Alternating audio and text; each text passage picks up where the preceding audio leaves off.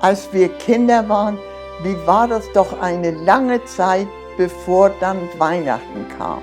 Und da habe ich eine Geschichte. Freust du dich auch so auf Weihnachten? Das Schönste an Weihnachtsabend ist unser Tannenbaum. Da freue ich mich am meisten ab. Unser Tannenbaum ist größer als ich. Liegers steht hier auf dem Lütte Hocker in uns große Stuf. Das weet ich nu all. Das ist jedes Jahr dasselbe. Ein Tag für Weihnachten schlägt Mutter die Stubentür zu. Wir dürfen bloß noch in der Küche sitzen und tömen. Das kann's reinweg nicht utholen. All an und af rührt sich wohl achter der Tür etwas. Aber das Schlüsselloch können wir auch nicht kicken. Da hat Mutter was fürstochen. Und dann ist Weihnachtsabend. Erst klingelt die lütte Glock, das ist immer so.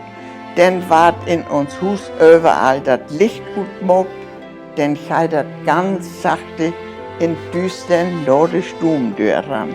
Und dann geht die Tür langsam ab. Und dann sehen wir unser Weihnachtsbaum in der ganzen Pracht. Dann ist das ganz still und feierlich in uns Stuf.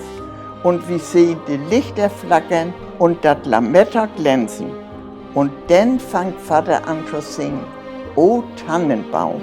Und wir singt mit. Uns Baum hat über 20 Lichter und Masse rote Kugeln. Und wenn ich richtig hinkick, dann sehe ich mit den Engel, die lütte Engel, die ich früher in der Kindergarten bastelt habe.